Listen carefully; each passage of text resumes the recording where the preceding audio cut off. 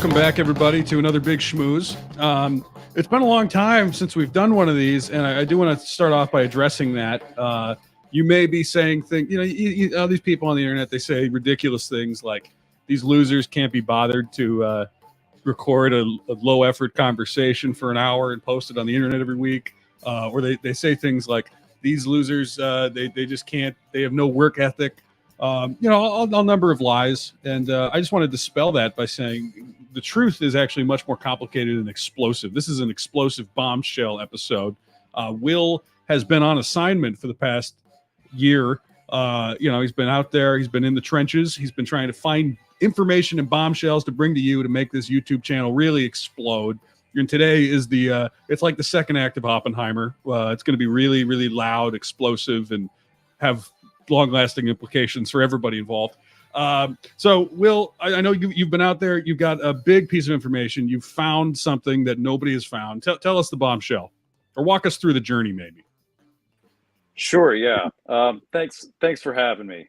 Good to be back. Good to finally stretch our vocal cords here, as it were. I've been out, and you've been out, and we've been out and down.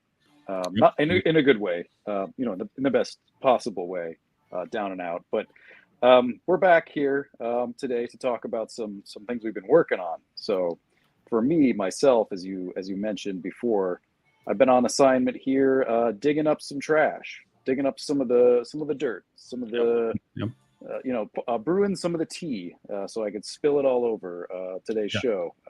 We're spilling all over. We're exploding. We're spilling. We're doing all these things.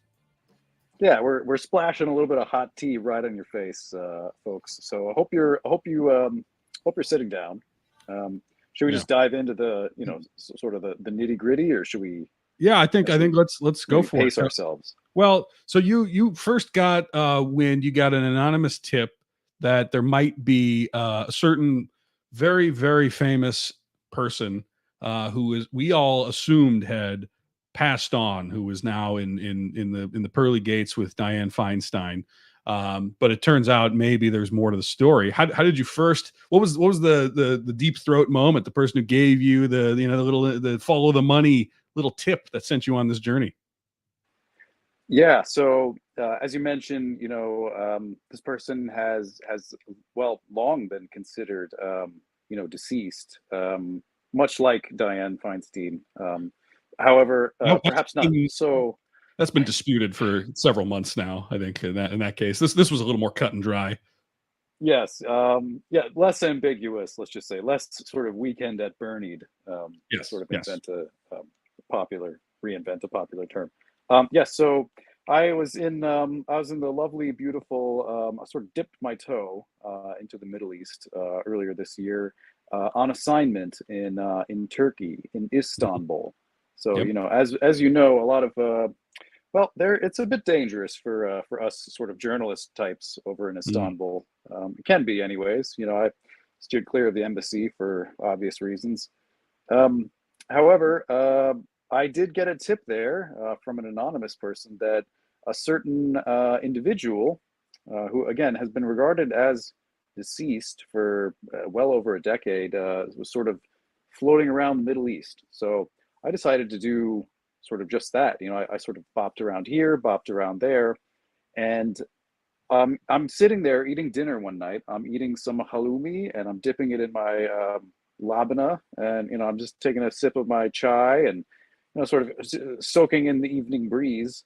And I look over to my right, and I see, who do I see, Tom? But Abdul Latif Jandali, which the audience, name. That's not someone I'm familiar with. No, I mean, so that's the born, sort of the given name, but we know him as Stephen Paul Jobs. Oh my goodness, known as Steve Jobs. So I'm pinching myself. I'm saying, there's, doppelgangers exist. People look alike. I've never seen my own doppelgangers, thankfully, but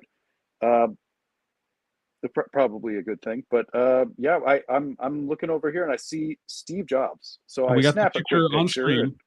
This is the picture you snapped. This is the picture. So Steve Jobs it says here on Wikipedia at least that he died in October of 2011, and here we are almost in October of 2023, and he looks to me, well, pretty alive and very healthy. So I'll say, I'm not yeah. I trying to mean, stir the pot, but it's pretty damning evidence, I'll say. in the sense that certain people in Congress, who we've talked about already as being kind of disputed in terms of how alive they are, I'll say he's looking a lot healthier than most people running our country. Yeah, he's certainly got more color in his face and complexion, perhaps more, well, probably more life behind his eyes. Um, Yeah, I he haven't seen, certainly, when I look yeah. at Washington, I don't think I've seen life behind the eyes in years. It's been a long time. No, no. And for example, I've never seen Mitch McConnell eat. Whereas Steve Jobs, sitting there in Beirut, right next to him, he was gobbling down some halloumi as well. So So Steve you don't Jobs do had that if you're dead. he had some kind of weird diet, as I recall. I'm looking it up now. I don't remember. Fruitarian Yeah. is what Google tells me. I did. Can you? What does it mean to be a Yes. fruitarian? It sounds like a slur. It does sound like something you would call somebody in a negative context. It sounds like something I But wouldn't call somebody because I'm not that kind of person. no, and good on you. That's really it's a really powerful statement, I think, Thank you. Thank to you. sort of be like that as an individual. But I would consider myself in that exact same canoe. A fruitarian. Right. No, thank you. That's language I prefer to keep out of my mouth. But That's the kind of Steve language Jobs, that you often hear referred to as violence. yes, or vulgar. Depending on sort of which subsect of people you're talking to. But this gentleman, Steve Jobs, who is still alive, I might add, is a fruitarian. So he sort I of don't like eats the way you said fruit. that, Will. I think just to be safe, maybe we shouldn't call him one of those things. Also, I'm not going to say it which, again. I'm ashamed of the fact that I already said it once on this cast, and I won't be saying it again. but see, here's the dilemma. Is was sort of us, both of us, we have a problem with this term. Yep. We don't want to be labeling people sort of different things. But Right. if Steve self-identified as a fruitarian, and he reveled in the term. How do we reconcile that? As someone who does not believe violence is the answer, I think we just have to not talk about certain things and people, and just kind of the Yeah, way that, like, a person who might have been real gets mythologized like a vampire, right? Like maybe there's some person who drank blood at some point and nobody really knew what to say. They didn't want to be offensive, and so they just sort of don't really acknowledge that person existing in the real plane. And then 100 years later, Bram Stoker writes a book about it. I think that's what we have to do with um, these Steve Jobs like people. got it. So you're basically saying we should just sort of call him vampiric rather than He is fruitarian. he is back from the dead also, so I mean it's maybe not so ridiculous. Yeah, I mean it's not inconceivable, but I mean The- I'll substitute here. I'll do you one better. We'll substitute fruitarian for fruity, fruit cake. No, ooh, those aren't. fruit I don't. salad. Uh, Fruit uh, enthusiast, let's fruit uh, fruit guy. let's Boy, let's let's how do leave we? all these words out. Hey, If let's not turn it into a noun, and let's just sort of use it. He likes a fruit. man just I loved think to stick is his face his. in fruit. Yeah, there's nothing wrong with. I mean, I don't feel uncomfortable saying that. He He liked to just put loved fruit in his fruit. mouth, and he likes to put his mouth on Yeah, fruit. like bananas, like strawberries, like coconuts, fruit. Yeah, He's a fruit all guy. fruits. So Yeah. yeah, Okay. Yeah. I think we worked our way cornucopia around of that. fruit. This is a nice Yeah. way to talk about this. I feel very comfortable. Okay, yeah. So we can proceed now. So Stephen, I'm going to call him by his given name, Abdul, which I didn't know that until earlier today. But his given name was Abdul Latif Jandali, which I got to be honest with you, Tom, that's a way better name than Steve Jobs. Well, this gets to a Um, question I have, which is: are we saying that he has been alive this whole time, or has he resurrected? Oh, is it sort of an alter ego situation? Are No, you? did he magically die and come back to well, not magically die. He died of whatever causes, and then he magically came back to life as a new person. Is that what happened, or I did don't he think fake so. his death? Yeah, I'm What's very the much of the operating? opinion.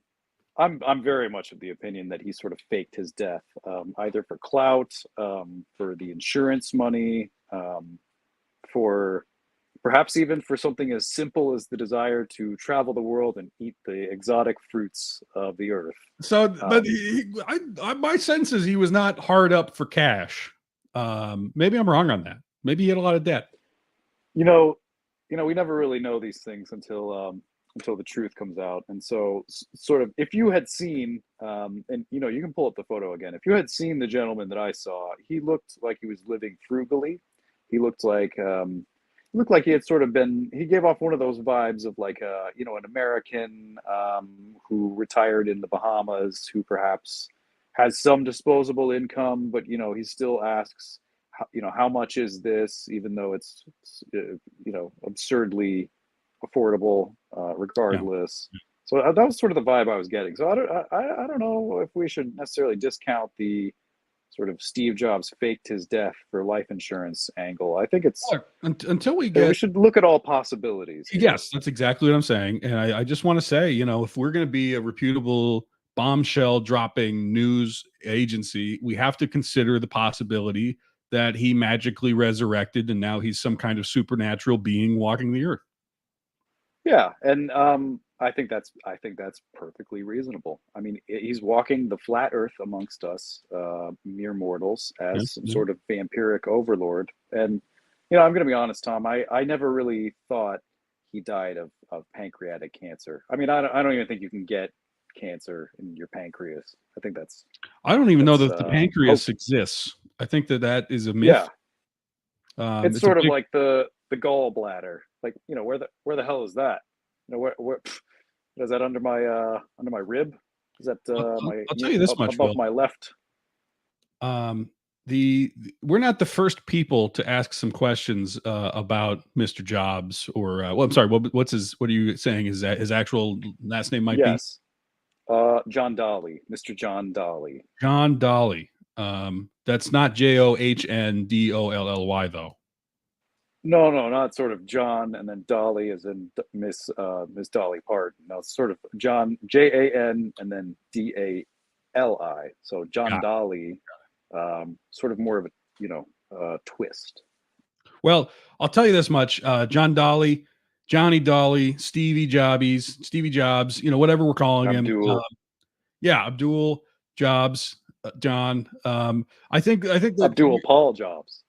Sorry. I just want to make it clear. As I saw your news report coming in, I thought we better make sure we're the only people who have this story. And it turns out that the ancient aliens guys years ago did their take on what happened with Johnny, and here's what they came up with.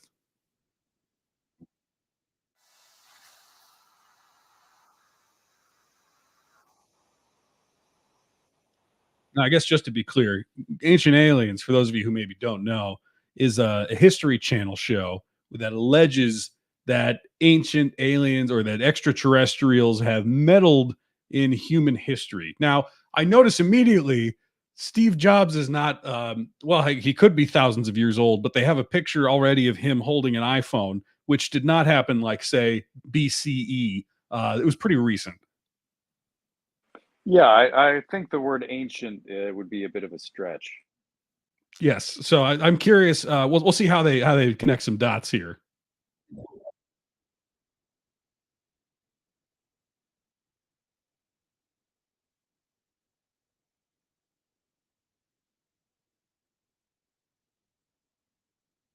Can I also say, Ashton Kutcher, Steve Jobs might be a doppelganger situation, some kind of time travel doppelganger situation. It's uncanny. Yeah, it is. It is concerning. It could be also a body double. He could sort of be using Ashton to substitute for his younger self. He's really just sort of looked always like we assume Steve Jobs looked. Bald at the top, some Oh, slight little sprigs of hair, maybe some 5 o'clock shadow, black turtleneck, signature look.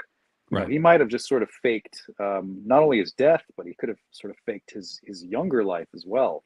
If we're to believe the ancient aliens crowd and assume that he's been around for for forever. I like Um, to think that he is some kind of several thousand-year-old creature, and that's where this is going. I don't know. We'll hear. We'll hand it over to Giorgio Tsoukalos.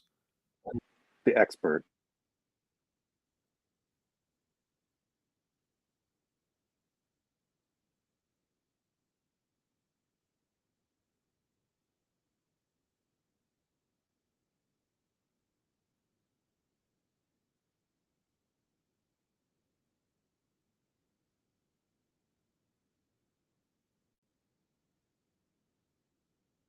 Okay, this guy with him. I don't remember if he was in the movie with what was it, Michael Fassbender. Um, this picture makes the guy with him look like a criminal. This looks like a true crime documentary. Yeah, yeah, I'm getting some sort of Jonestown vibes from this picture. If I could be honest with you, Charlie it looks Manson looked more like I if I had to pick which one of them I'd trust with my car keys, it'd be Charles Manson. yeah. I don't know if I would give young Steve or this Steve, one of Steve's friends, my car keys either, or my house keys.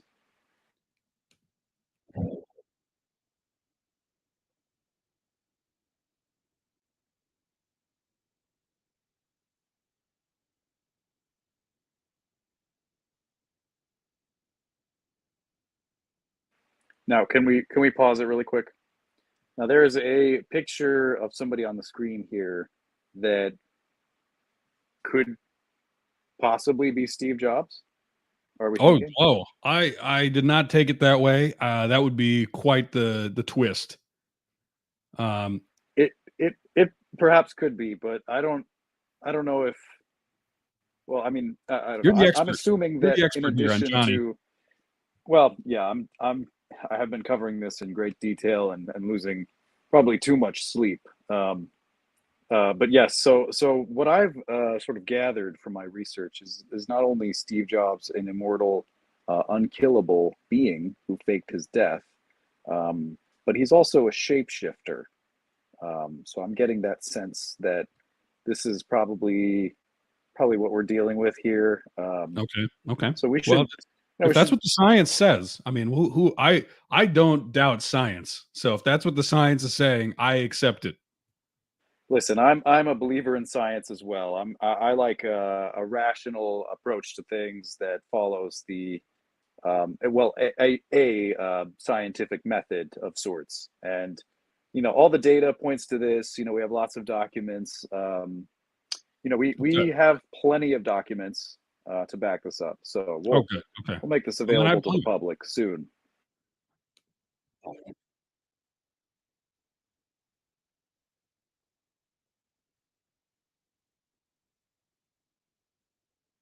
Okay, maybe I missed something. They're saying this guru that Steve Jobs met with in India was discovered at age 19 doing yoga in a cave. Did I get that right? Yeah, is that Wasn't he his just a person? claim? Wouldn't that just be a man who was like growing up? I mean, do you like if I see a guy on the street, I wouldn't necessarily claim that I discovered him on the street doing walking, you know? Yeah, is that sort of the claim to fame? Is that all you have to do to become a wise teacher? I mean, perhaps. Or like who's out there discovering him? What is that? Like somebody went to a Well, cave, saw a person clearly in a somebody cave. who likes going to caves, I would assume. Somebody who's sort of like a cave, either a cave dweller or a cave explorer or Yeah. What'd you see? cave hunter. What'd you see in the cave today, honey? Oh, I discovered this man. Like, oh, what do you mean? He was doing What was he yoga. doing? He was stretching. Oh, okay. Yeah, he was. So you found a man in a cave stretching. I discovered him, Yeah, honey. I discovered yeah. him. I discovered him, and I think he's a genius. I think we should listen to everything he says. He was 19, by the way.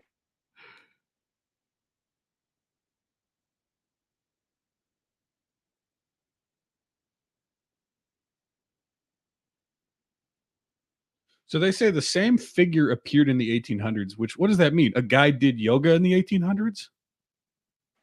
The same thing. Maybe this cave's exploring to find a person stretching in a cave. Yeah. Maybe this is sort of a practice that dates back hundreds of years, and we're just sort of getting clued into this. You know, this is sort of an older approach to finding figures or sort of wise wise individuals to follow.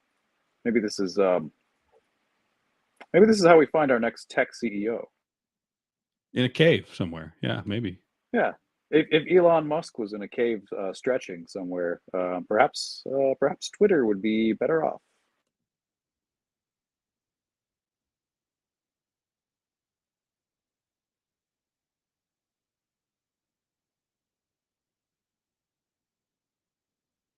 The cave is a portal, I'm Uh, assuming. yeah, I don't. I mean, again, we're not really talking about ancient creatures, I guess. So the story seems to be that Mr. Jobs found this immortal guy in a cave who told him about iPhones. I think is where we're going. I still struggle to understand how somebody from the 1800s can be qualified as ancient. I mean, That's that's yeah, only like that's really not that long ago. yeah. I would think a guy from the 1800s would be the least likely to come up with the idea of an iPod. Yeah, I mean, like if I don't know, Socrates wrote it down on a sort of stone tablet, I would have been like, well, you know, that the ancient thing sort of fits. But if some Little guy in the eight, little square that has the songs I like on it. That's a good idea. I'm going to tell people about this for centuries. the little stone flat thing that I can watch my favorite plays on. little little square that I can read the unhinged thoughts of everyone on the planet on in a never-ending stream. Yes, I can read the thoughts of all of the people of Greece, sort of at the same time. Yeah, I get maybe mad I don't about know. it. Maybe I can get mad yeah, every day looking at it, and I'll never stop. I can hear about this guy Thucydides on this little square every day, and just get furious about everything that he's doing for, well, for the next 10 to potentially rest of my life, Just see what years. these Stoics are saying today. These idiots. You see what the cynics are saying? It's even worse. It's just, and then Steve Jobs being an immortal being is sort of like, you know, I do like that. Maybe I'll steal that and time travel a couple millennia and Well, dump that Steve, off on where'd you in the get the future. idea? Well, it's funny because if I asked where'd you get the idea for the Macintosh or the iPod or the iPhone, I feel like it's pretty straightforward that it's kind of like a leap forward from things that did exist, just kind of like reimagined. It's much weirder if he was like, "Oh yes, I got the idea for the Macintosh from a an immortal being in a cave who I saw doing yoga when I was 19." Yeah, even though I sort of grew up with the rise of the internet, it was truly something from my ancient past that inspired me. You know, it's maybe a past life, or maybe the same life. I mean, it's difficult to tell. I heard of a billionaire recently who's trying to sort of live forever. So that does Yes, seem kind of yes. right up Let's their alley. These richies. let's finish. Let's see what the ancient astronaut theorists conclude, and then let's jump over to Brian Johnson, the rich man. Yeah, we'll finish the scientific report here.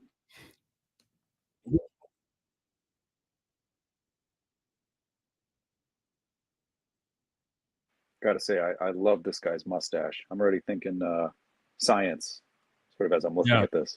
this guy who Expert. those frame that choice of frames, that choice of twirling his mustache, they are screaming credibility.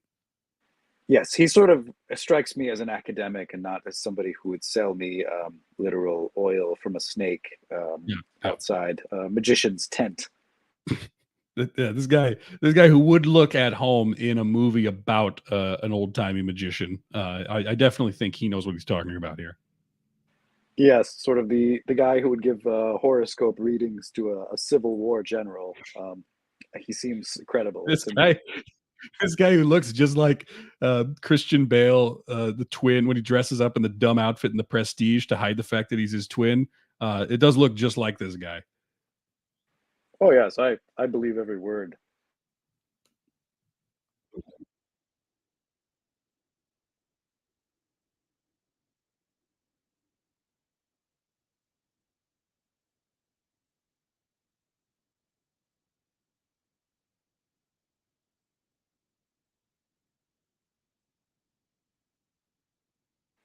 I hate to drag this on any longer, but I love all the stock footage they have in Ancient Aliens. It's really probably about 40% of the show. Uh, Well, yeah, because they don't want you to see Pretty great. the experts for too long, you know.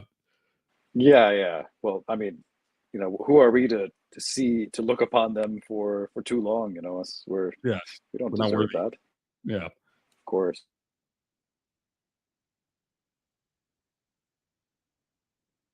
Wait. Telepathically, did they? I don't think they laid that groundwork, did they?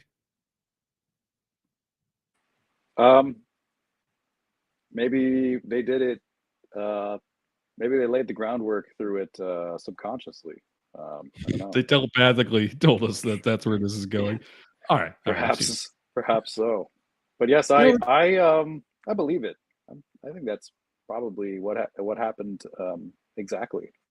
as a critical thinker, we have to accept that it's a very strong possibility. We can't write it off until we've done the research. You know, until I've gone to that cave and I've seen if I can discover any little yoga doing person and telepathically asked him what kind of tech I should maybe invent. How am I supposed to know that this is fake? Yeah, I mean, we live in a free society, and everybody has their own opinion, and well, this opinion seems to be based in a lot of research, so that's why I trust it. So, you brought this other story to my attention, which is that there is a man who is trying to buy his way to immortality. We had written something that involved a billionaire who had a blood boy, and I think this guy is kind of along those lines, right? What's his deal?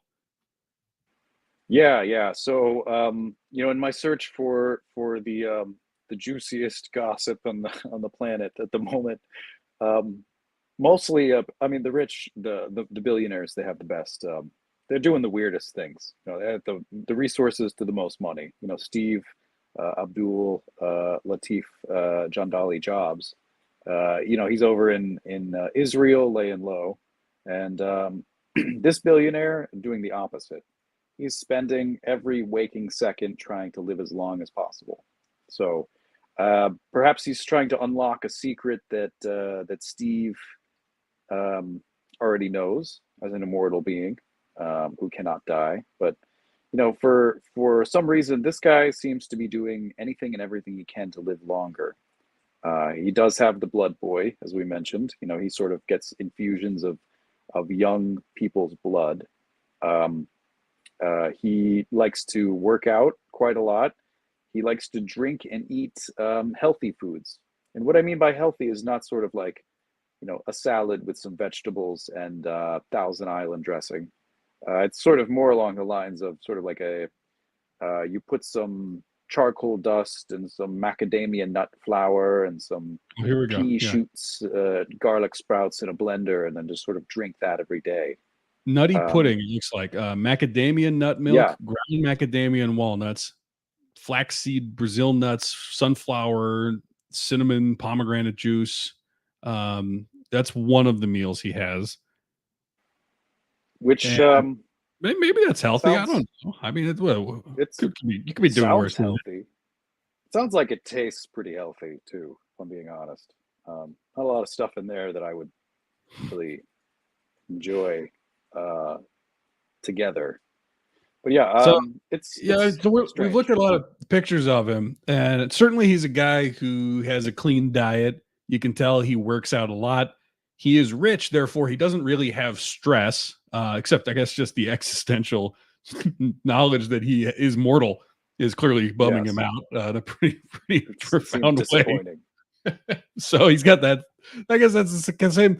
Well, it's the kind of stress that if you have no if you have nothing you really have to do all day, I guess you can just dwell on that. Usually I'm kind of distracted because I'm like, oh God, I gotta go pick up more cat litter later. And, I'm thinking about that. I'm not thinking about my grave. Yeah, I'm thinking about sort of the same stuff. Oh man, I got to budget, my credit card bill every month. Oh man, I gotta go buy some more fruit. Things like Oh, hey, hey, hey, sorry. leave I mean, that, leave those it's these not something offensive not something terms I off the identify as conversation. doing necessarily, but I do like a fruit from time to time, just like our good friend Oh Steve. boy. But Oh boy. what I'll say is, vegetables too. You can't have. I do agree with this guy. You should eat healthy, but I likewise have similar day to day concerns, sort of distracting me from death. But Yes. if you have all your fruits and vegetables paid for, your credit card bill is sort of eternally being paid off without a care in the world, then you probably do have some existential dread. And he sort of spends a lot of money trying to look Money. young, and he somehow Yes. simultaneously looks young and old.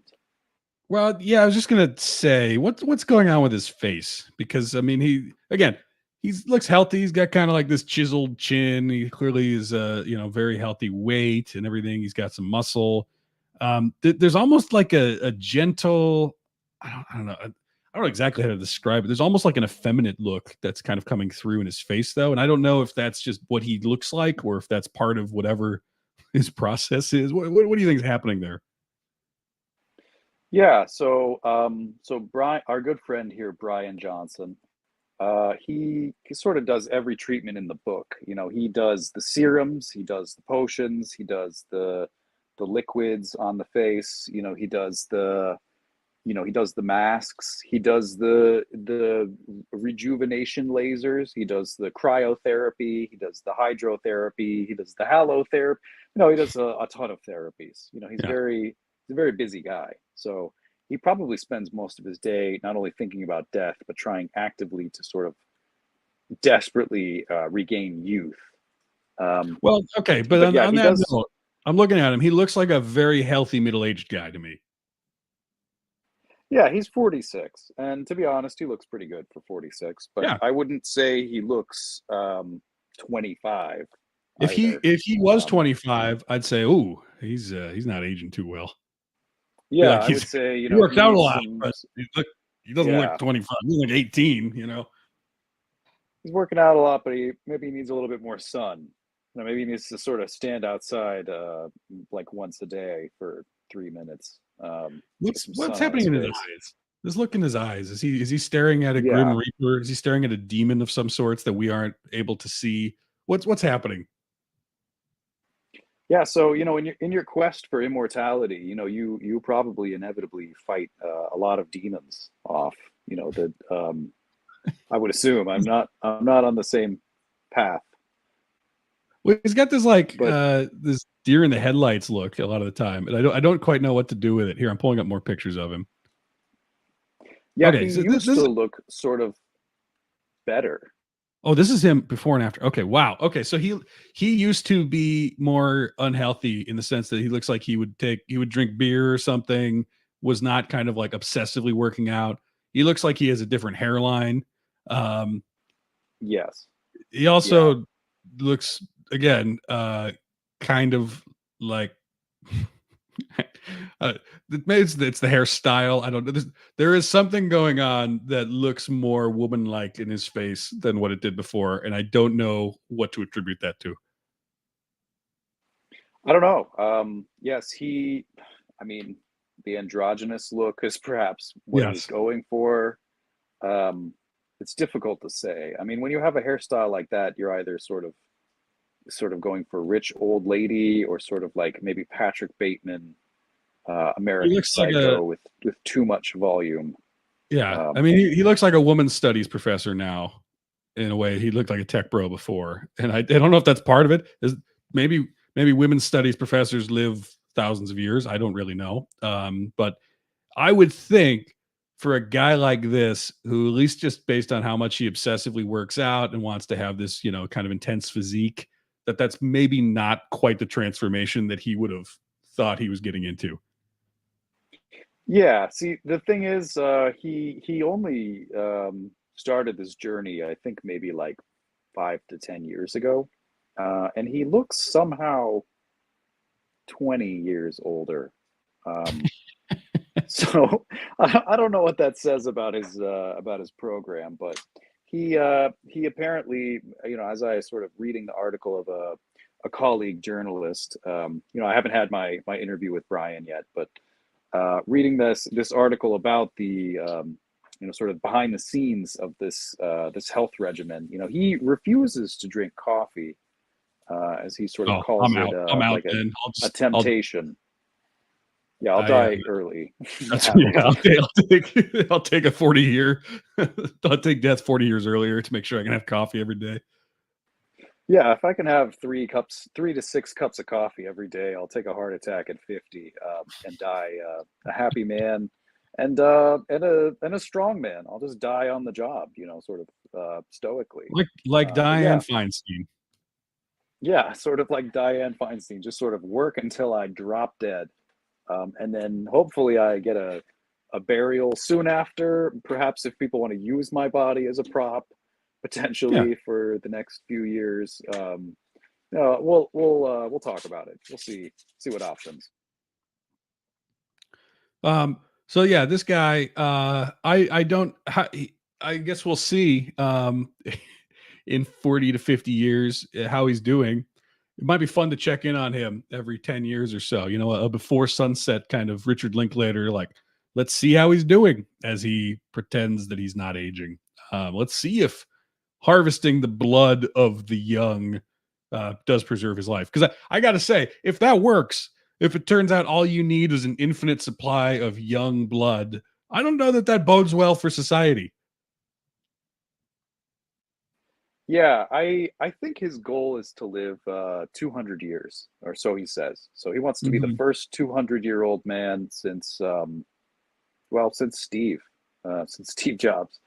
He wants to sort of live as long as possible, sort of push the envelope. But the way he goes about it, I think is sort of not really going to appeal to most people. I mean, I don't really have a lot of time Yes. to sit in front of a laser screen and drink macadamia nut juice, and No, we're more these. likely we're too Yeah, old now, I think, but we are in the economic the subset of the economic ladder that would be much more likely to qualify as blood boy, I think, than the guy receiving the blood. oh boy, would be a generous term that I Yeah, guess that's what I'll I mean. accept. I mean, sort of We're like a gonna blood we're gonna midlife crisis blood, if you want it. what's gonna happen is it's gonna be people who can't afford the blood boys are gonna have to go for the blood men. So it's gonna be like 60-year-old guys who are like pretty well off, but not like insane billionaires. And they're like, yeah, this guy, he's like younger than me. I'll take his blood. And we're gonna be like, how much will you give me for it? Okay, sure. Yeah, I mean, what the heck? I already donated plasma before in my life for probably not that much money. Now that I think about it for Yeah. for the first time, but yeah, I'll give blood to some used car dealership guy who wants the blood of a rapidly aging, almost 30-year-old, 30-year-old, sort of looks 43-year-old man. I mean, if that's what you need, then if you got the money and the price is right, my friend, have at it. A liter or two or three, it's all yours. On the other end of the spectrum of diets, I don't know if you're familiar with David Brooks, the columnist.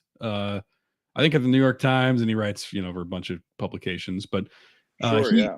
my favorite thing he ever did was, do you remember he had that article where he was talking about how he took his friend to Delhi or something, and the friend was terrified by the menu, and it was like my friend had never read words before, like prosciutto, and it was just like these Italian meat names. And he was like, and I realized my friend might not know how Mortadella. to. Yeah, it was just like the weirdest story. Like he's clearly a guy. It's funny because he's a daily columnist who seemingly is the least relatable man of all time. I don't know how his brain works, but he dropped another classic recently. So here is his tweet where it's a picture That's of a burger where he has taken off all the vegetables, put them off to the side. He has put 3 ketchup packets on this burger, which I don't know if it's a cheeseburger. It might just be meat, ketchup, and the bun. And then there's some fries to the side. And above on the top of the picture, we see what is at least a double of bourbon on the rocks. And he has tweeted, "This meal just cost me $78 at the Newark airport. This is why Americans think the economy is terrible." Now, some details have come forward Yep. about this, but what are your immediate impressions? Yeah, my initial thought is I don't know if I would have paid that much for an extra 2 packets of ketchup. Um, Well, also, sort of, you're at airports. If you had a meal like that, let's say yeah. maybe minus the bourbon, what would you expect that costs? I mean, in America, you could spend $20 on that burger. It would be Yes. shit, Yeah. but it would be a burger. You know, it would be passable. Yeah. But yeah, I Well, I'm mean, not you saying could it's probably good. spend much less depending on where you're going. No, but the point I'm making is he says, "Oh, this is why the average American thinks that the economy's bad because look at this very average American meal."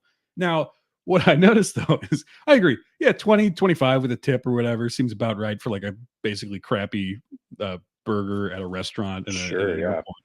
Um, However, to get from 20, 25 to 78, we have a clear culprit, which is the alcohol markup has got to be pretty intense. And I don't, I imagine that to get to 78, that's not that one bourbon. That means you had a few bourbons, right? Yeah, it's got to be many sequential bourbons or at least one very, very nice sort of 35-year-old bourbon. Yes. Because I remember one time getting a Denver omelet at the Denver airport, and then I got 2 screwdrivers, and it was less than $50 with tip. It's Yeah. like Yeah. $48. And I mean, this was like 6 years ago, which it's probably about $78 now, given inflation Well, prices. But this yeah, kind of went I viral, and the restaurant itself came out and said, "Well, 80% of your receipt or 80% of the bill was alcohol." Um, and so now we see yikes. the burger and fries was Oh boy. $17. So he spent $61 on whiskey, however many whiskeys that was, and tweeted about it as saying, like, this is why we think this is why the economy is bad. This is why people have a bad feeling about the economy. Because This of the, is why Americans can't afford anything because they can't get pissed drunk on bourbon before their flight and eat they a can't burger. spend more than a decent bottle of bourbon would be on just a couple of drinks of it at an airport anymore. Yeah, I mean, a family of 5 should not have to spend $400 just to eat a meal and eat and drink, maybe 16 bourbons at the airport. I mean, it's ridiculous. I I just would say, yeah. yeah. Yes. Okay. Here's what the restaurant said. They said, "Looks like someone was knocking back some serious drinks. Bar tab was almost 80%, and he's complaining about the cost of his meal. Keep drinking, buddy. We get paid off everything." Yikes. That is, I wonder if he thought that that would blow up in his face or not. Um, Well, it's the bourbon talking at that point, right? He's like, "Ah, this I is do funny. think I got a good point. I spent almost $80 on lunch. I don't know how that's possible. How is Sort this of, so you know, much? How is this burger so?" well, He's just so he's just so confused and like he's blubbering and just like soaked just in knock himself bourbon. over. He's grabbing bottles from behind the bar. They're like, "Hey, hey, sir, sit down. You can't I be work for here." the He's like, New York it's Times. You okay. know who I am? All I'm right. David Brooks. I'm David Brooks from New York Times. I can pour myself a drink if I like." And they're like, "Well, sir, you no look at I'm security over here. I'm sometimes a commentator on PBS News. Don't you know I've been on Fresh Air with Terry Gross twice?" And then they're just like, "Sir, we don't care. Um, when is your flight, by the way?" He's like, "In 20 minutes." And then they're like, "Well, you should probably get going." And then he's like, "Yeah, but let me tweet this first." Let me Um, take out my New yeah, that's York Times credit card and pay for this. yeah. $80. What? What? My daily reimbursement is only 60. That means it's got to be 20 out of pocket with a $2 tip. That's what I wonder. Is he gonna order $60 worth of bourbons at lunch at an airport if he's paying for it, or does he know that the New York Times will cover that bill and that's why he did it? I think it's the latter of the two. And I think the New York Times is probably very interested in getting itemized receipts from now on, just for the sake of, transparency. And that makes it so much funnier that he's complaining about it too. I know, yeah. He's complaining about his six bourbon lunch, um, with a burger that he's taken any sort of semblance of nutrition from Yes. the lettuce and the tomato, and he's just sort of eating the fried potato mash and a piece of meat with processed bread. Um, Which is, yeah. I There's don't know. there's there's Yeah, layers of reasons of why I might not have made that post, and he made several odd choices there. yeah. I'm gonna be honest. If I used three ketchup packets on one burger, I wouldn't have posted just for that reason alone. I mean, that's humiliating. I mean, what are you? What are you, a 6-year-old child? Yeah. Three ketchup packets, and he didn't even. I don't even see a little side of ketchup for the fries. He's just Right. he's just Yeah. licking his chops with all that extra ketchup, just drooling down his face. Maybe And so that washing it down with a bourbon. that picture, he had taken a couple of bites out of the burger. He must not have eaten many of the fries, and yet he choose to take this picture before he knew he was going to tweet about this? Did he know he was going to tweet about the cost before he knew the cost? Or did he get the bill, which means he had had a lot of bourbon before he took his, like, 2 bites of the burger? I'm so curious. Yeah, that's really good speculation. Maybe he's one of those guys that likes to Instagram his lunch, and then he These sort of gross forgot burgers. after a couple bites. He's taking an Instagram picture of this gross airport burger that he's taken the lettuce off of and just doused in ketchup. Yeah, I'm gonna post I this mean, on my Instagram. Look at this burger I at mean airport. the point of Instagram is to sort of make other people jealous of your life. From what I can tell, maybe that's sort of the point. The picture is not aesthetic, but it's sort of like, hey, everybody, I spent nearly $80 on this, and people are supposed to be like, wow, I wish I was David Brooks. Yeah, David Brooks. You could have just gone to the alcohol. What do they call those stores where you can just buy the bottle of alcohol at the airport? Yeah, one of the duty free shops. Duty free. Yeah, yeah. You could have just gone to a duty free shop, spent the same amount, gotten a lot more bourbon, probably nice bourbon, at that price range. Uh, He probably could have gone to McDonald's in the airport, and then he probably could have grabbed a decent amount of Jack Daniels for half the price, yeah. and I mean, sort of sat down somewhere and enjoyed it. from the picture, it doesn't look like he really wanted the burger or the fries. Based on the bill, he clearly wanted the bourbon. I think that was the solution. So, question for you: do you think he already had a few bourbons before he ordered the three ketchups, or I just want to explore this angle just because I'm so fascinated at how you That can have is, that much ketchup. yeah. Sir, can I get you a water, maybe? No, what you can get me is three ketchup packets. Three ketchup. Three. Yeah, Okay. I mean, do you want just one or two? Maybe you could work I up want three. to three. I want three. Okay. And Three is that ketchup. just a side? We can get you a side of that for your fries. No, no, I want the packets so I can put them on the Yeah. burger. I'm taking a But picture here. I need it for the picture. Yeah, post my taking lunch. a picture of how small this burger is, and yet you ordered three ketchup packets. I mean, why Sir, not just yeah. squirt it into your mouth, David? Sir, can you please keep it down? There's a lot of people complaining. Sir, there's a family of four over there trying to drink their bourbon in peace, and they've spent nearly $500 in this economy. So, can you make the environment relaxing for them? I mean, this is what we're trying to do here. I I write for the New York Times with my mild mannered thoughts about life and how we all need to be moderate people. And you're telling me that I have to be quiet.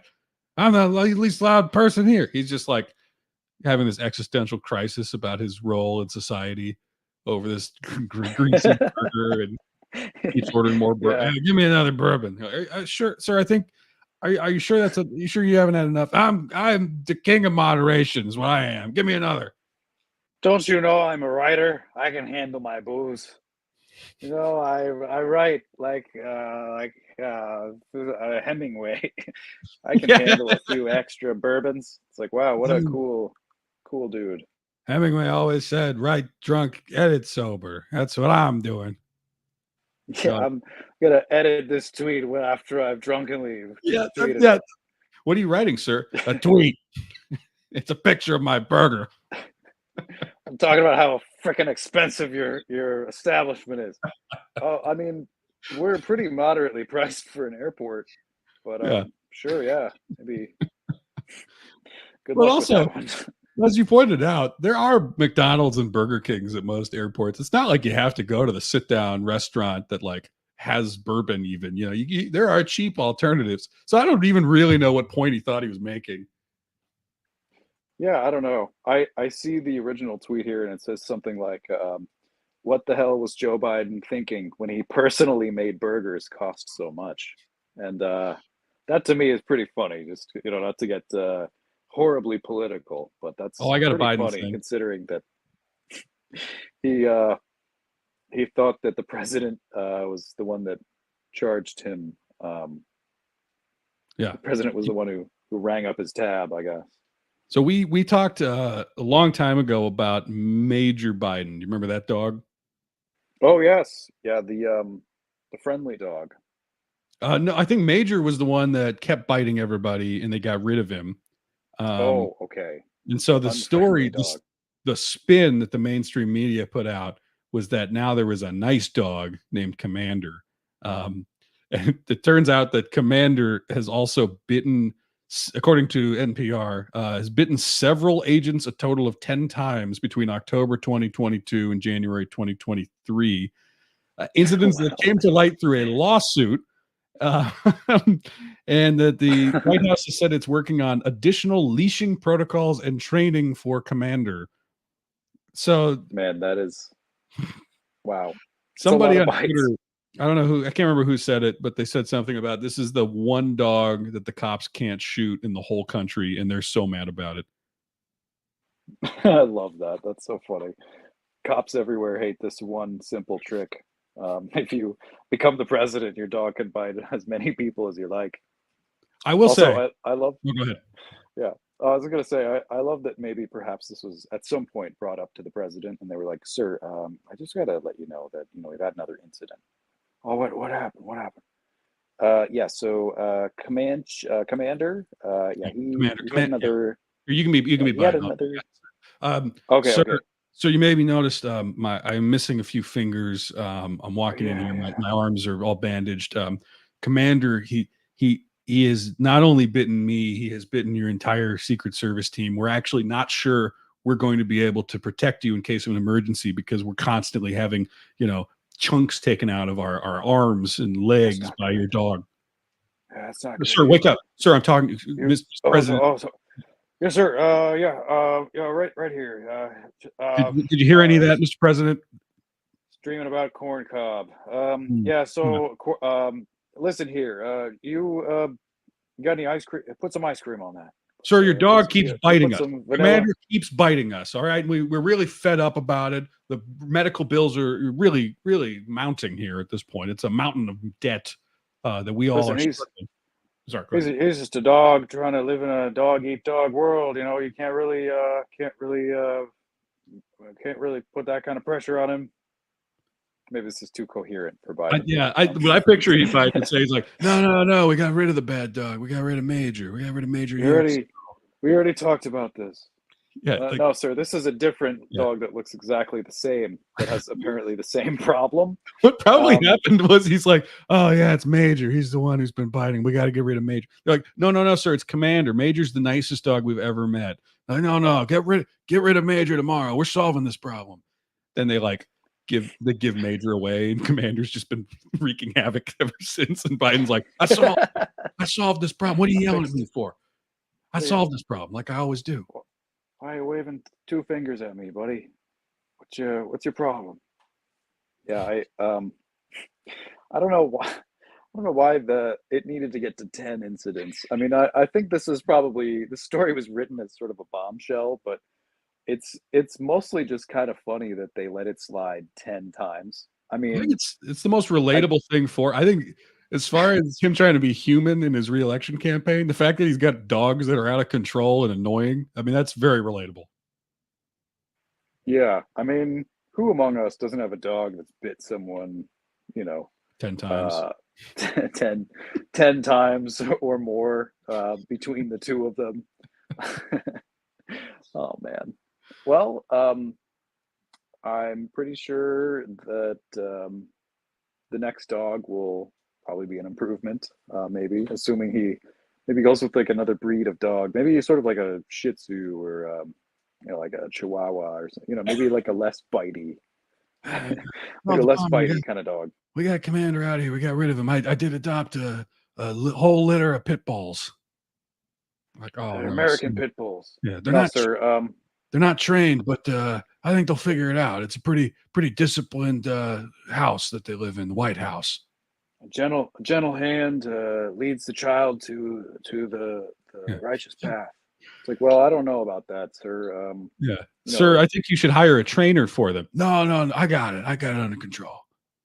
I can squeeze it in between a bike ride on Sunday and a cup of uh, ice cream Sunday Sunday night. Um, that's when I do that, right? Sundays aren't Sunday. Yes, sir. Yes. We keep it that way just so we can, Let's come move on, Sunday make it to easy. let's move Sunday to Tuesday this year. They're just Let's like, move. what do you mean? He's talking about the ice cream. Let's move Sunday to Tuesday, and then let's make Friday an early Sunday. Um, I don't. Is this going to be like an official presidential declaration, or would it? Maybe maybe let's just do something light, sort of like get rid of the daylight savings before we mix up the days of the week potentially. It's like, well, what about we have? Okay, what about? Okay, all right, I hear you. I hear you. What about a chocolate sundae on Wednesday? What about an ice cream? Oh, he's talking about food. He's not talking Oh, about day. Oh, yeah, yeah, oh, yeah, he's Joe, that's great. Yeah, whatever you want. sure. Yeah, no. I mean, we have a soft serve machine in your bedroom, sir. So just ice Which cream one's that? Which one's my sundae. bedroom again? Yeah, I'm wandering around these halls all night long trying to figure out where the hell my ice cream machine is. Oh man, there must be so many. There's going to be so many fun books that are written about this period of decline, I guess. period of Well, excess and decline. one last thing I want to talk about before we wrap up here is as far as the decline really accelerated. I think we can all say around 2000. This century has been a nosedive in a lot of ways. Um, but one man was certain that he could have stopped things, at least to some extent. We've mentioned this before, but Mark Wahlberg, star of movies like Boogie Nights and Daddy's Home and Daddy's Home 2, was quoted talking to Men's Journal, and he said basically that he would have stopped the planes from crashing to the World Trade Center. His exact quote was, "If I was on that plane with my kids, it wouldn't have went down like that. There would have been a lot of blood in that first class cabin, and then me saying, 'Okay, we're going to land somewhere safely. Don't worry.'" Uh, So, is he basically saying, if I was on that flight with my kids, I would have beat those guys to death right in front of my children. yep. And I noticed that he mentioned that he was in first class with his kids. He threw that in there. That's a little bit of a humble brag there, Mark. But Well, yeah, no, you're a movie star, Mark. I understand you're going to be first class. You don't need to mention, oh, and my first class seat would be covered in blood. My first class seat that has so much room and has this big pillow, and all the champagne that they had brought me would have gotten spilled everywhere. if if I was if I was on that flight, I would have taken my glass of champagne and doused it right in that guy's face, and I would have taken the glass and I would have broken the edges, and I would have stabbed him right there until he bled out in front of my children. That complimentary Okay, hot towel okay. would have strangled him with it. I would have or burned his eyes out with the hot towel, and then I would have splashed him with champagne, and then I would have taken that pillow and I would have beat him to death. I would use my wife's Oh, gold okay. jewelry as a nunchuck that I constructed in the moment. I'd probably I'd probably use my really heavy, very expensive luggage that I paid probably like $50,000 for just to beat the guy up until the plane landed safely. My Took a $6,000 shoe, I'd use it as a hammer. Probably would have taken my Gucci belt off and my limited edition Gucci belt, and then I would have taken the buckle and sort of turned it into sort of like a, like one of those medieval weapons where I'm swinging around the belt and they got like a big heavy sort of ball at the end of it, but it's a Gucci buckle, and then I would have smashed the guy's face in until he bled out in front of my children, and then I would have said, "Okay, who can fly this plane?" Oh, And then we would have I all landed safely. yeah, that detail I did want to talk about where he says we would have like there would have been blood all over first class, but we would have told everybody, don't worry, we're gonna land this thing safely. So in his How? mind, do you think that not only does he think he could kill a lot of terrorists single-handedly, but that he also can land a plane if he needed to? Um, yeah, I think that's probably safe to say. Um, I think honestly, maybe he thought he would. Okay, so here's what I'm thinking. Sort of went through his here's his thought process from my point of view. I'm gonna play armchair psychologist to Yeah, Mark Wahlberg here. Um, so I'm thinking he sees 9/11 happen, and he's like, "Man, if I was only there, I would have done this. I would have done that. I would have done yeah, this." But he's sort of been in several movies where he's played sort of like a badass action guy. yeah. Um, and so maybe he thinks that sort of movies are real life a little Yes. bit now, I think so. and he thinks that he's actually really really powerful and adept at fighting. And so I Yeah. think that he thinks like, maybe when he was in that movie Lone Survivor, it sort of went to his head, and he thought that he would have sort of dispatched all the terrorists on the Yes. plane, and that he somehow through Hollywood magic would be able to fly it um, down to safety, I figured out which because is I needed pretty cool. yeah, because I'm just that kind of guy, you know. If I need to figure out how to fly that plane, I'll figure out how to fly that plane. Well, can't be that hard. Can't be that hard. I've driven cars before, like at least a dozen times in my life. And Yeah. if this is like a movie directed by Peter Berg or something, I'm just gonna land that plane and everyone's gonna clap for me. As soon as I land. By Oh, the way, oh, yeah. landing it at Boston International Airport, baby. How hard can it be? The monkeys were doing it in Planet of the Apes. You think I can't do better than a monkey? You think I can't figure out how to fly a plane like a dang chip? Not a problem for me, pal. Here's what I'll tell you what I would do. I would fly it down to Philly, grab a freaking cheesesteak or two, some cheese whiz on top. Then I would take it back to Boston, land the plane, having bought cheesesteaks for everybody in the plane. I land the plane, everybody claps for me, and then I win gold medal and an Oscar at the same Go time. I always fly with a monkey now. I bring a monkey with me just because, in case there's no humans that can land the thing, the monkeys are pretty good. And NASA figured out monkeys are great at flying things, and they're probably great at landing things too. So I'm covering all the bases, man. Turns out, turns out you don't even need to check a monkey if he's an emotional support pet. So you just stick him under the seat in front of you. If you're in first class, you can stick a whole dang monkey cage I'll right tell you, underneath the person in front of you. I'll tell you what would have It happened if turns I out. was on that plane. That chimp in first class would be covered in blood, but he'd land that plane safely. Tell you what I would have done. So I would have splashed him with the champagne, like I said before, and then strangled him with a hot towel, and I would have had the monkey rip his face off right in front of my children. I have I have several monkeys that I travel with. There's my pilot monkey, but then there's the thug monkeys. In case there's a couple Talibans and I can't stop them, I just snap, and then the thug monkeys they take it from there. Here's what you do. You unleash. I love this. This is such a fun. Mark Wahlberg is a genius. Here's what you do. You travel with an army of monkeys. So when you're on the plane, you just unleash hell. Terrorists can't keep up with monkeys. They've never seen monkeys before in their life, unless they've been at a zoo. Probably haven't, because the zoos are American. That's where they come from, baby. So I'm thinking I unleash an army of chimps on the plane.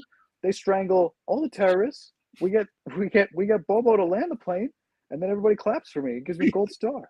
I got this training camp for the chimps on my property. All they do is they learn how to kill terrorists. We got them. We got all kinds of trainers there. We got all kinds of retired police, special forces. These monkeys, they know what to do. The second I snap, all hell breaks loose. So if you're ever on a plane and you see all the first classes, me, my wife, my kids, and my dozen chimps, you know you're safe. You ever see me? You ever see me checking in 12 monkeys at the airport at LAX? Just He's right there at the walking counter. an entourage of chimps behind him. He's got one of those luggage carts that he's pushing along. It's just the stacks and stacks of chimp cages. They're just making a huge racket. He can barely get his tickets printed off from the poor front desk agent. He's like, you ever see me? I'm traveling with 12 chimp cages. They're about to be checked under every seat in first class. You know you're going to be safe, baby. These monkeys, they train with the troops. They train with me. They train with the U.S. Army, baby. We're gonna be safer than safer than the White House bunker in that plane. And I'll tell you one other thing. All of them are trained to fly the plane. So if terrorists kill all 11 monkeys or all 12, there's only one left because I have a secret extra monkey. He's just sort of like telling him this. He's telling himself this in the shower as he's just sort of sitting there like, here's what I would have done. And then you hear this knock on the door. Honey, like, we're Mark, are supposed you to be almost at the done in gym there? 20 minutes ago. Yeah, no, I'm almost done, honey. One more minute. I just gotta rinse the conditioner out of my hair. It's sort of like, tell you what I would have done with 12 monkeys. He's looking back at the mirror. Yeah. Well, Mark, I'm glad you asked me that. I have thought about this. And then like 3 years later, after he's done this sort of like at least a dozen, if not several dozen times throughout his morning routine, an interviewer asks him this question a couple of years later, and he's like, "Oh, I'm glad you asked, pal. I got a response for you right here. What I would have done: beaten him to death in front of my children, blood flying everywhere. Chimps are going nuts. Plane gets landed. Everybody claps." It's sort of like Yeah, I like fantasy, I think. I increasingly love the detail of blood being all over first class, where he's just like, yeah, the guts, the intestines that I used to strangle these guys, I throw it right on my kid's face because my kid's safe because now that terrorist is dead. Yeah, my kids psychologically scarred for life, but are their lives safe? Are they able to continue living if even though they're emotionally stunted? Of course. Heck yeah, brother. It's like, okay, well, thank you, Mark. We appreciate you answering our questions today. Yeah. Mark, the question was, when does Daddy's Home 2 come out again? Oh yeah, sorry. Daddy's Home 2 comes out on 9/11. Which, by the way, if I was there, what I would have done, they're just like, oh my God, we gotta. Good thing this is not record. This isn't a live thing. Yeah, we're just gonna write this article later. I'm glad you wanted to hear the story, Men's Journal. I think this is the right venue for it. I mean, are you? Yeah, Mark, we're thrilled you tell us what you would have done. You're a hero, honestly, just for saying that. But do you have any tips for fitness or sort of working out? Hell yeah! Here's what you do: you get 12 chimps with you in the gym. You're gonna be motivated as heck. You're gonna be thinking about terrorists. You're thinking about 9/11, and you're gonna just be working out, pumping iron until your muscles are sore as heck, and then when you take a shower afterwards, you're gonna be shadow boxing. He's doing like beat up all the terrorists. He's doing all these like nonverbal things. Like, yeah, sure. Can you articulate that through words? Oh, sorry, I thought I was. That's how I talk to my posse of chimps. Yeah, that's how we forget communicate. Sometimes. Yeah. You know, I guess you'd call it aerobics, but we call it communication.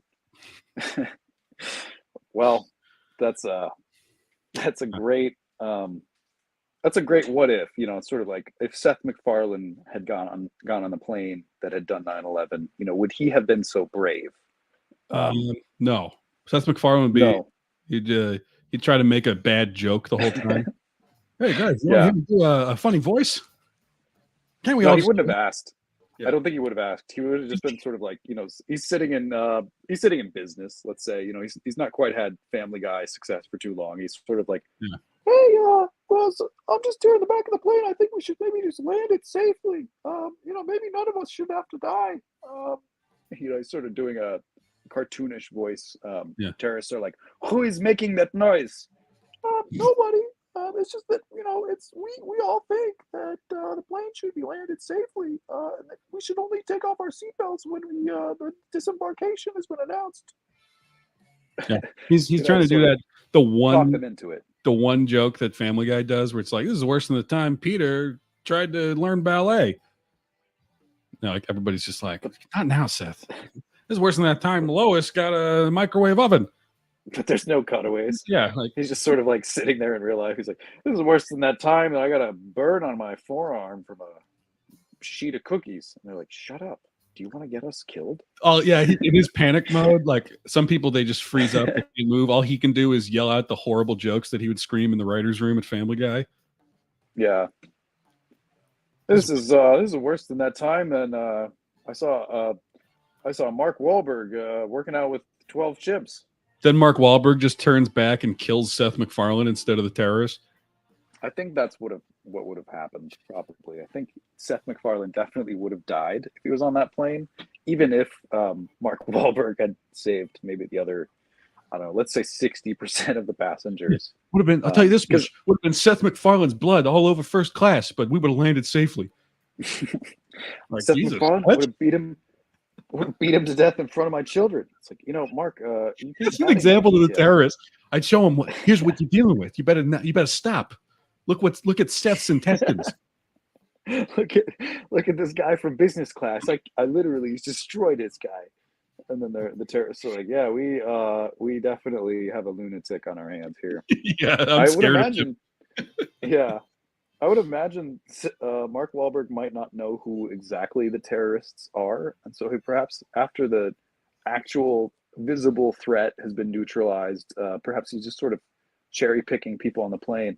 Hey, you pal, you look like you could be thinking some evil thoughts. Me? No, yeah. I'm not. I write for Family Guy. I think funny thoughts. Are you saved by God? You thinking pure thoughts right now, guy? You thinking about things? You thinking about Vietnamese food right now, friend? Yeah, yeah. Yeah. I could go for a bowl of pho. I gotta hope that I'm never in a situation where I need Mark Wahlberg to save me. Could you imagine if you owe your life to Mark Wahlberg? That would be kind of room for potential suicidal ideations, at least. Well, I don't know if I would want that life anymore. On that note, I think we did it. We did a good show here. So everybody like, subscribe, share the breaking news about Steve Jobs and everything else. And thanks for listening. Thanks for watching. This has been Big Schmooze. Big Schmooze. Happy to announce that Steve Jobs is alive and well. So tell your friends and family and look for the iPhone 15 out in Apple stores near you.